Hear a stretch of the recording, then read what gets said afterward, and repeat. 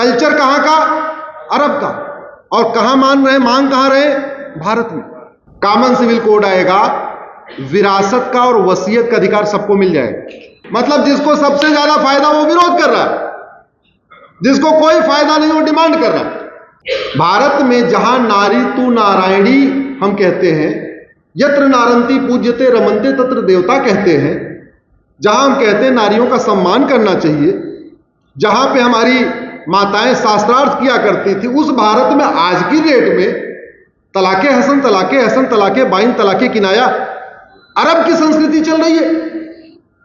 संविधान भारत का और संस्कृति कहां की? अरब की। और उसको लोग जायज भी मान रहे हैं। कितने कुछ तो ऐसे बेशर्म हैं जो टीवी पे आकर उसको डिफेंड भी करते हैं। मैंने 4 शादी चैलेंज किया, उसमें 2-3 संगठन आके बोले जी हमारा फंडामेंटल राइट है। मतलब कल्चर कहां का? अरब का। और कहां मांग कहां रहे? भारत में। हलाला, उसके बारे में सार्वजनिक रूप से कहना भी बड़ा अजीब सा लगता है। आप लोग गूगल करके देख लेना, उसके बारे में कहना बड़ा मुश्किल है। हलाला जैसा कल्चर, मुताह, MUTH, गूगल करके देखना।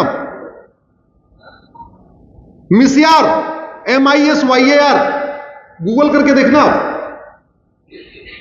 आपको पता चलेगा कैसे कैसे घटिया कल्चर चल रहे हैं। हलाला चल रहा है, मुताह चल रहा है, मिस्यार चल रहा है, तहर्रुस चल रहा है, और उस भारत में चल रहा है जो कहता है हम सेकुलर है, जिसके प्रियम्बल में सेकुलर शब्द जोड़ा गया है। तो कॉमन सिविल कोड आएगा, ये सब बंद होगा। देश की सभी बहन बेटियों को, जैसे प्रधानमंत्री जी ने बोला ना, एक परिवार में 2 कानून नहीं चलेगा, वैसे एक देश में 2 कानून नहीं चलेगा, वो व्यवस्था लागू हो जाएगी। लेकिन फायदा किसको हुआ? मुस्लिम बेटियों को। यहां मुझे कोई दिख नहीं रही, इसलिए मैंने कहा, यहां तो मुझे कोई दिख ही नहीं रही। कॉमन सिविल कोड आएगा, विरासत का और वसीयत का अधिकार सबको मिल जाएगा।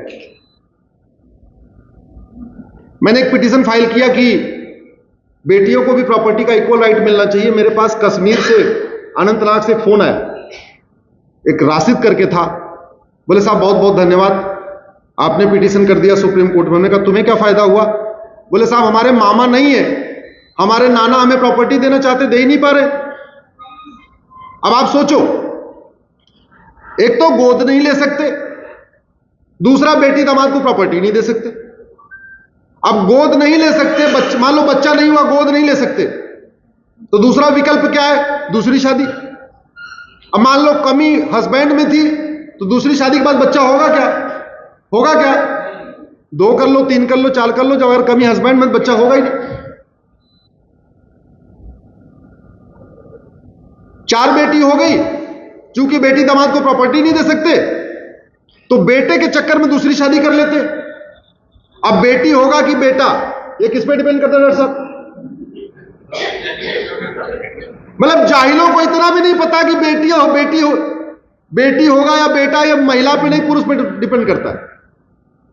अब पता चला पहली पत्नी से 5 बेटी हो गई, लेकिन चूंकि बेटा चाहिए, प्रॉपर्टी बचाना है, दूसरी शादी कर लिया। अब बेटी होगी कि बेटा, ये तो पुरुष पे डिपेंड करता है। शौहर तो वही है, एक और सौतन आ गई, 5 बेटी और हो गई, 10 बेटी हो गई, 2 बीवी 10 बेटी, 3 बीवी 15 बेटी, बेटियां बढ़ती जा रही, बेटा हो नहीं रहा है, क्या करेंगे? होगा कैसे? ये UCC आएगा, ये कुरीतियां खत्म होगी। बेटे और बेटी को एक समान माना जाएगा। ये UCC आएगा, एक पति एक पत्नी का नियम सब पे लागू होगा। तो फायदा किसको हुआ? किसको हुआ? हिंदू, जैन, बौद्ध, सिख में पहले 7 साल सजा है, दूसरी के बारे में सोचने पे भी 7 साल सजा है। तो फायदा किसको हुआ? मुस्लिम बेटियों को। हमारे 2 लागू हुआ, तो फायदा किसको हुआ? मुस्लिम बेटियों। माता पिता की देखभाल का अधिकार मिला, फायदा किसको हुआ? मुस्लिम बेटियों को। इसलिए मैं कहता हूं यूनिफॉर्म सिविल कोड से 11 फायदे होंगे, लेकिन वो 11 के 11 हमारे मुस्लिम बेटियों को मिलेंगे, सारे के सारे। हिंदू जैन बौद्ध सिख में केवल इतना हो जाएगा, शादी का रजिस्ट्रेशन कंपलसरी हो जाएगा। तो आप ये कह सकते हैं हिंदू जैन बौद्ध सिख को भी एक फायदा, क्रिश्चियंस को 2 फायदा मिल जाएगा। उनका कूलिंग पीरियड अभी 2 साल का है। अगर दोनों डिवोर्स लेना चाहती तो भी उनको 2 साल वेट करना पड़ता है, तो 2 साल का 6 महीने हो जाएगा। तो आप ये कह सकते हैं कि क्रिश्चियंस को 2 फायदा, पारसी को 3 फायदा हो जाएगा, क्योंकि पारसी अगर गैर पारसी में शादी करते हैं तो प्रॉपर्टी राइट खत्म हो जाता है। तो पारसी को 3 फायदा, लेकिन हमारी मुस्लिम बेटियों को 11 फायदा, यानी हिंदू बेटियों को 1 फायदा और मुस्लिम बेटियों को। और डिमांड कौन कर रहा है और विरोध कौन कर रहा है? मतलब जिसको सबसे ज्यादा फायदा वो विरोध कर रहा है, जिसको कोई फायदा नहीं वो डिमांड कर रहा है। इसीलिए इसके बारे में पूरे देश में जागरण करना जरूरी है। बहुत सारी कुरीतियां खत्म हो जाएंगी। एक तो बैरिस्टर है, बार बार संविधान की दुहाई देता रहता है। अरे भैया, संविधान रीतियों का अधिकार देता है, कुरीतियों का नहीं। संविधान प्रथा का अधिकार देता है, कुप्रथा का नहीं। संविधान सच बोलने का अधिकार देता है, झूठ बोलने का नहीं। संविधान प्रेम करने का अधिकार देता है, नफरत करने का नहीं। संविधान फूल बरसाने का अधिकार देता है, पत्थर बरसाने का अधिकार नहीं देता है। संबलपुर में आपके बरसाया अभी। और जरा आप सोचिए, कॉमन सिविल कोड तो जरूरी है, लेकिन देश को इससे भी ज्यादा जरूरी है कॉमन सिटीजनशिप कोड। मैं 5 मिनट के अंदर आपको इसका अंतर बताता हूं। एक तो है सिविल कोड, मैंने आपको बता दिया, लेकिन सवाल यह है कि ये भारतीय नागरिक संहिता, इंडियन सिविल कोड या यूनिफॉर्म सिविल कोड, ये किसके लिए है? भारतीयों के लिए है। तो पहले भारतीयों को डिफाइन तो करना पड़ेगा, भारतीय है कौन? ये देश का दुर्भाग्य है आचार्य जी। हमारे देश में जो सिटीजनशिप एक्ट है उसमें भारत का सिटीजन कौन होगा कोई टर्म्स कंडीशन ही नहीं है। जो पैदा हुआ वही भारतीय बन गया। वो भारत को माने, वसुधैव कुटुंबकम को माने या ना माने, भारतीय परंपरा को माने या ना माने, भारतीय समाज संस्कृति को माने या ना माने, नारी तू नारायणी को माने या ना माने, वसुधैव कुटुंबकम को माने या ना माने, वो भारतीय मान लिया जाता है। आपके कोई रिलेटिव अगर अमेरिका में हो तो पूछना कि कैसे, कितने दिन के बाद नागरिकता मिलती है। 15-20 साल लग जाता है भारत अमेरिका की नागरिकता लेने में। 10 साल के आसपास सिंगापुर में लग जाता है। पूरा बिहेवियर चेक किया जाता है कि पिछले 10 साल में रहा है ये बंदा तो कुछ गड़बड़ तो नहीं किया। 10 साल तो आपके दुबई में लग जाता है, तब जाके सिटीजनशिप मिलती है। हमारे यहां बॉर्डर पे 2000 रुपए देता है रोहिंग्या बांग्लादेशी, संबलपुर आता है, कॉमन सर्विस सेंटर वाले को 2000 देता है, आधार बनवा लेता है, लेखपाल पटवारी को 2000 देता है, राशन कार्ड बनवा देता है, नगर निगम में जाता है 2000 देता है, बर्थ सर्टिफिकेट बनवा लेता है, आरटीओ ऑफिस में जाता है 3000 देता है, ड्राइविंग लाइसेंस बनवा लेता है, और वोट जीवी नोट जीवी बाकी आगे वाला काम कर देते हैं, उसका वोटर आईडी बनवा देते हैं। 2 चीज को डिफाइन करना बहुत जरूरी है, जैसे दुनिया के कई देशों में है। नागरिकता देने के पहले उनकी टर्म्स कंडीशन है, और नागरिकता भी परमानेंट नहीं देते।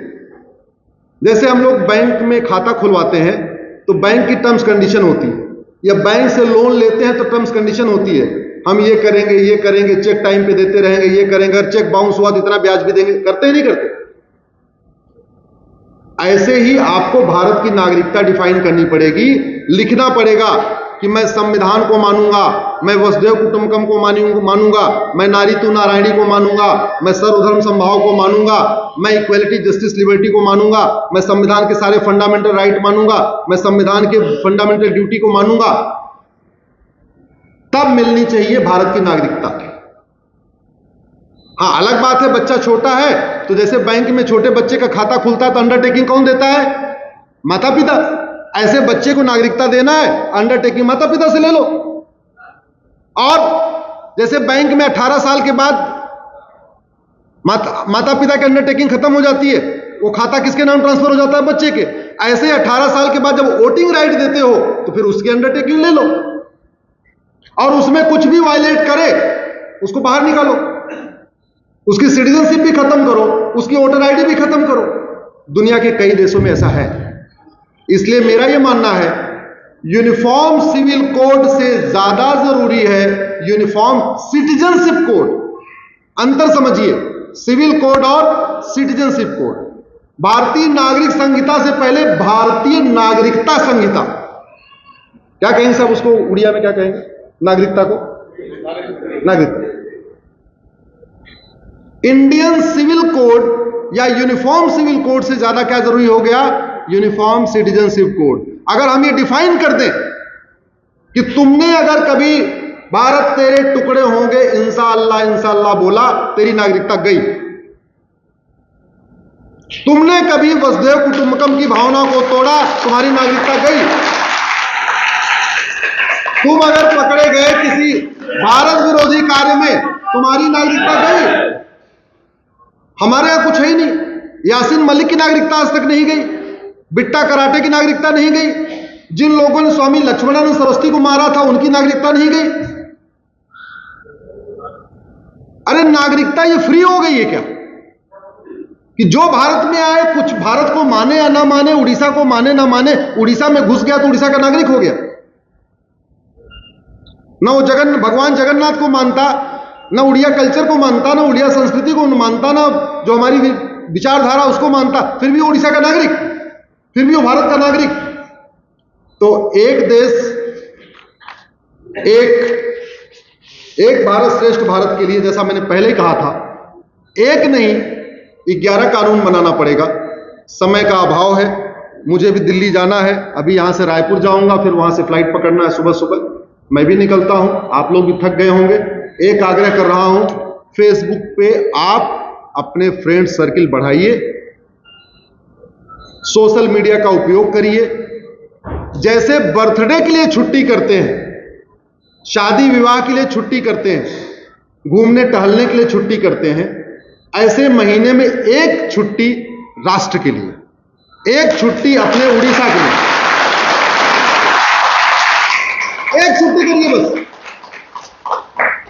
सोशल मीडिया में अपनी पर्सनल प्रोफाइल डालिए, बर्थडे की फोटो डालिए, सब डालिए, लेकिन आधा घंटा राष्ट्र के लिए, आधे घंटे केवल।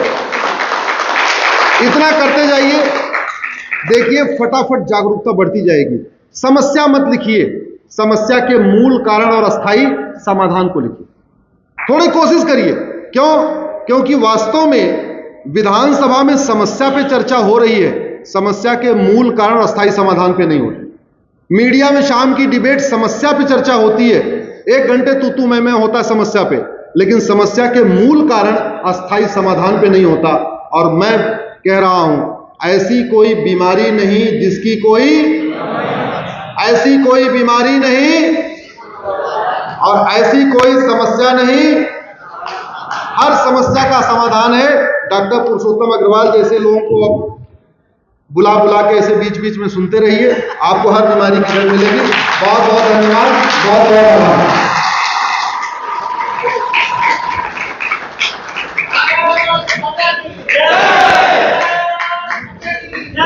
सभी से निवेदन है, भारत माता की आरती करके जाएंगे। आरती साहब राष्ट्र के नाम आप लोगों ने दिया है, भारत माता की आरती करके जाएंगे। एक भारत श्रेष्ठ भारत एवं से श्रेष्ठ भारत को सर्वश्रेष्ठ भारत परिणत करिबार उत्तरदायित्व आम समस्त महोदय को अशेष अशेष धन्यवाद जनाई आपणकर आह्वानपूर्ण उद्घोष पाई आम समस्त को जागृत करथिबा पाई पुणी समस्त तरफ आपको आउट धन्यवाद। समस्त अतिथिवृंद को अनुरोध करी अल्प समय के जदि बसी जाते मात्र 15 मिनिट कार्यक्रम अच्छी समस्त को अनुरोध अल्प समय धैर्य साथ बसना।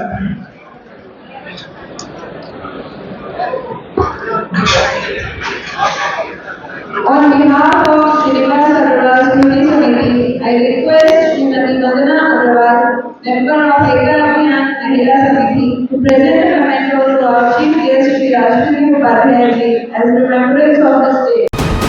VK News, राष्ट्र के नाम।